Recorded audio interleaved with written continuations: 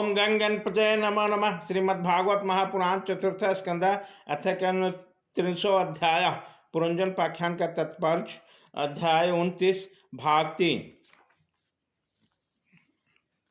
इस प्रकार अपने मृग सी स्थिति को देखकर तुम अपने चित्त को हृदय के भीतर निरुद्ध करो और नदी के भांति प्रवाहित होने वाले ज्ञानेंद्रियों को बाह्य वृत्तों को स्थापित करो, अंतर्मुखी करो। जहाँ कामी पुरुष की चर्चा होती है उस गृहश्रम को छोड़कर परमहंसों के आश्रय श्री हरि को प्रसन्न करो और क्रमशः सभी विषयों से विरक्त हो जाओ।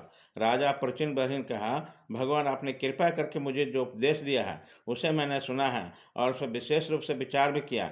मुझे कर्म का उपदेश देने वाले इन आचार्यों को निश्चय इसका ज्ञान नहीं है। यदि ये विषय को जानते तो मुझे उपदेश क्यों न करते। विप्रवर, मेरे उपाध्याय ने आत्म तत्व के विषय में मेरे हृदय में जो महान संशय खड़ा कर दिया उसे आपने पूरी तरह काट दिया। इस विषय में इंद्रियों की गति न होने के कारण मंत्र दृष्टा ऋषियों को भी मोह हो जाता है। वेदवादियों का कथन जगह जगह सुना जाता है। पुरुष जिस लोक में जिसके द्वारा कर्म करता है वो उस स्थूल शरीर को यहीं छोड़कर परलोक में अपने कर्मों से ही बने दूसरे देह से उसका फल भोगता है। किंतु यह बात कैसे हो सकती है, क्योंकि इन कर्मों के कर्ता स्थूल शरीर तो यहीं नष्ट हो जाता है। इसके सिवा जो जो कर्म किए जाते हैं वे तो दूसरे क्षण अदृश्य हो जाते हैं। वे परलोक में फल देने के लिए किस प्रकार पुनः प्रकट हो जाते हैं। श्री नारद जी ने कहा, राजन, स्थूल शरीर तो लिंग शरीर के अधीन है, अतः कर्मों का उत्तरदायित्व उसी पर है। अतः मन प्रधान लिंग शरीर की सहायता से मनुष्य कर्म करता है, वह तो मरने के बाद भी उसके साथ आता है। अतः वह परलोक में अपरोक्ष रूप से स्वयं उसी के द्वारा उनका फल भोगता है।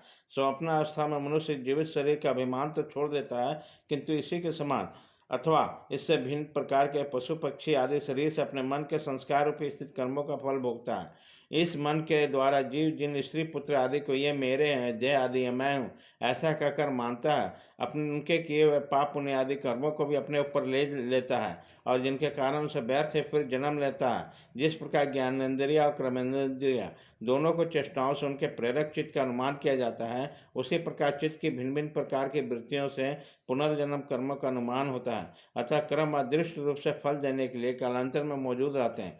कभी कभी देखा जाता है कि जिस वस्तु को इस शरीर ने कभी अनुभव नहीं किया, जिसे न कभी देखा न सुना, उसके स्वप्न में वैसा ही अनुभव हो जाता है। राजन, तुम निश्चय मानो, इस लिंग देह के अभिमानी जीव को उसका अनुभव पूर्व जन्म में हो चुका है, क्योंकि जो वस्तु अब पहले अनुभव की हुई नहीं होती उनके मन में वासना भी नहीं हो सकती।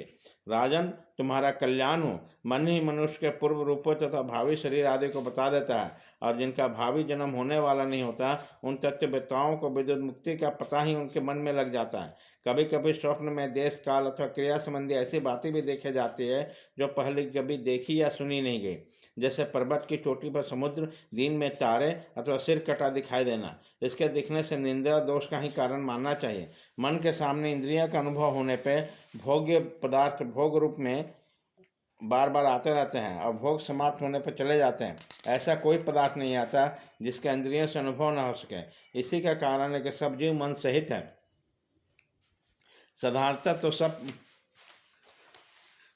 तो सब पदार्थों का क्रमशः एक ही बात होता है कि किसी भगवत चिंतन में लगा हुआ मन विशुद्ध चित्त में स्थित हो जाए। उसमें भगवान का सशस्त्र होने के साथ एक साथ समस्त विश्व का भी भान हो सकता है। जैसे राहु दृष्टि का विषय न होने पर प्रकाशात्मक चंद्रमा के संसर्ग से दिखने लगता है। राजन, जब तक गुणों का परिणाम है बुद्धि, मन, इंद्रिया, शब्द आदि विषय का संगात या अनादि लिंग दे बना हुआ, तब तक जीव के अंदर स्थूल देह के प्रति मैं और मेरा इस भाव का भाव नहीं हो सकता। सुसुप्ति, मूर्छा, अत्यंत दुख तथा मृत्यु और तीव्र ज्वर आदि के कारण इंद्रिय के व्याकुलता कारण मैं और मेरेपन को स्पष्ट प्रतीत नहीं होते, किंतु उस समय भी उनका अभिमान तो बना रहता है। जिस प्रकार अमावस्या की रात्रि में चंद्रमा रहते हुए भी दिखाई नहीं देता, उसी प्रकार युवावस्था में स्पष्ट प्रतीत होने वाला यह एकादशी इंद्रिय विशिष्ट लिंग शरीर गर्भावस्था बाल्यकाल में रहते हुए भी इंद्रियों का पूर्ण विकास न होने के कारण प्रतीत नहीं होता। जिस प्रकार स्वप्न में किसी वस्तु का अस्तित्व न होने पर भी जागे बिना स्वप्न जनित अनर्थ का निवृत्ति नहीं होती, उसी प्रकार सांसारिक वस्तु है यह भी असत्य है तो भी अविद्या जीव उनका चिंतन करता रहता है, इसलिए उसके जन्म मरण रूपी संसार में छुटकारा नहीं हो पाता। इस प्रकार पंच तन्मात्राओं से बना हुआ तथा 16 तत्वों के रूप में विकसित एक त्रिगुण संघात ही लिंग शरीर है। यही चेतना शक्ति से युक्त होकर जीव कहा जाता है। इसी के द्वारा पुरुष भिन्न भिन्न देहों को ग्रहण करता और त्यागता है तथा इसी से उससे हर्ष, लोक, भय, सुख आदि सुख दुख का अनुभव होता है। जिस प्रकार जब तक दूसरे को तीर नहीं पकड़ लेती तब तक पहले को नहीं छोड़ता, उसी प्रकार जीव मरण काल उपस्थित होने पर जब तक देह आरंभ कर्मों के समाप्ति होने पर दूसरा शरीर प्राप्त नहीं कर लेता तब तक पहले शरीर को अभिमान नहीं छोड़ता। राजन, यह मन प्रधान लिंग शरीर ही जीव का जन्म आदि कारण है। जीव जब तक इंद्रिय जनित भोगों का चिंतन करते हुए बार बार उनके लिए कर्म करता है तब उन्हीं कर्मों के होते हुए अविद्या और देह आदि के कर्मों में बंध जाता है। अतः इस कर्म बंधन से छुटकारा पाने के लिए संपूर्ण विश्व को भगवत रूप देखते हुए सब प्रकार का श्री हरि का भजन करो। उन्होंने इस विश्व की उत्पत्ति और स्थिति होती है और इन्हीं में लय होता है। श्री मैत्री जी कहते हैं, विदुर जी, भक्त श्रेष्ठ श्री नारद जी का राजा पर प्रचिन बाही को जीव और ईश्वर के स्वरूप का दिग्दर्शन कराया। फिर उससे विदा होकर सिद्ध लोक को चले गए। तब राजर्षि प्रचिन बाही भी प्रजापालक का भार अपने पुत्रों को सौंपकर तपस्या करने के लिए कपिलाश्रम को चले गए।